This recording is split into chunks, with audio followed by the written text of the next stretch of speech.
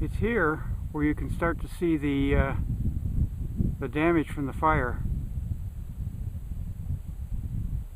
Now it's 2015 here. That fire went in 2012, so and we've had some very wet years, so things have grown up quite a bit.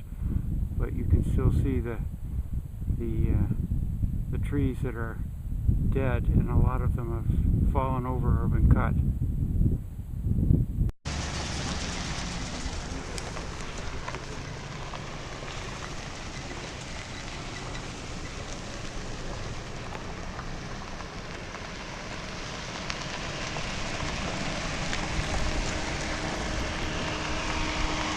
They're not as adapted to severe stand replacing wildfires as those other species, so those Doug fir and ponderosa pine are not regenerating as well as, say, lodgepole. And one thing we do right now a lot of times is we're trying to get some openings and stuff, and so I guess the question I ask is, how many trees do you want back?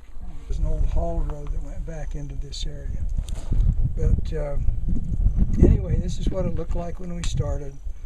After 13 years, I had a real energetic guy helping me who liked to count trees, and we estimated in that period of time we'd taken out about 10,000 trees, and it still didn't look like you'd done anything.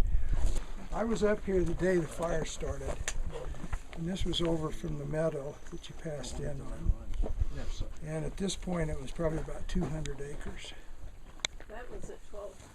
This was about 11:30, yeah. And I went over there, and my neighbor was just coming back. They lost their house. We lost 12 out of 36 houses. We got back in here after 3 weeks, and I asked Bill Girardi to come up and give us an assessment. He came in, he said, well, he thought there had been a coverage on the ground of fire of 96% on the 80 acres. And he estimated the loss at about 186,000. Anyway, we decided just to move ahead and start trying to make plans. We lucked out on State Farm.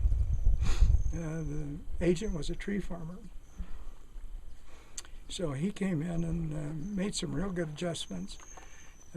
He bought the trees that he thought would have been ornamental. He bought them for $500 to $700 a piece, and I figured that was about 1 acre. And I had told him I had 79 more acres if he wanted to buy those trees at that price, and he wouldn't go for it. In estimating what we were going to do here, we got onto my land plan site, and we've used it for a while and used it to plan what we were trying to do.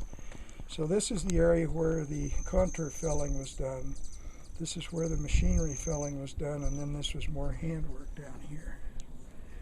And one of the problems was that we came up estimating 65 acres. Well, I was really familiar with this area, and there's not really a lot to worry about there. This area I'd really never been to, and so we misestimated. And so we ended up having to go back and reapply to get another 6 or 8 acres to cut out of there. But this photo was extremely dark, and I tried to see if we could put this imagery on the county photos or on Mike's photos. Yeah, well, it comes in a program, you know. So this year, of course, they've replaced the photo, and this might have been a little bit easier to try to work with.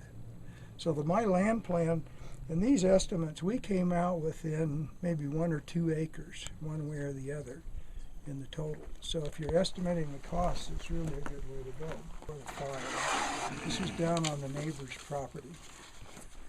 And then we had the fire, and this is the sign. And this is 4 feet off the ground. It's about 150 yards from here. And the aluminum melts at 1200 degrees.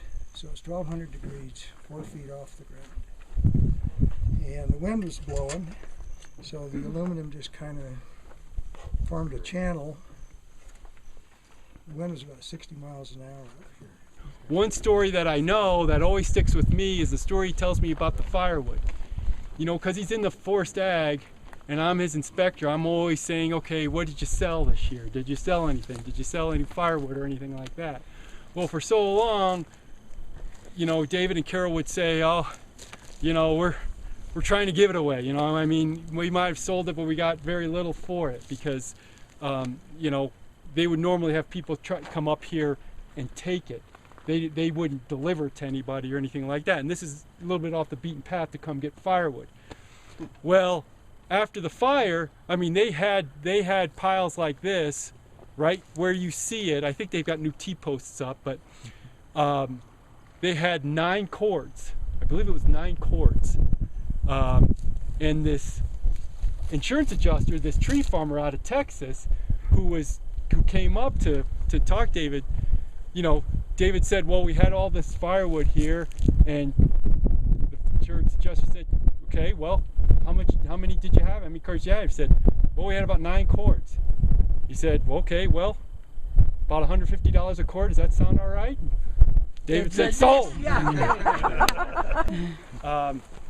You know, really, aspen actually, you know, I've come to find can grow anywhere. Yeah. I mean, at a certain elevation. If it gets to a certain elevation, it could grow almost anywhere. And here we are, probably one of the driest areas of the Budges tree farm, and you've got the aspen coming in.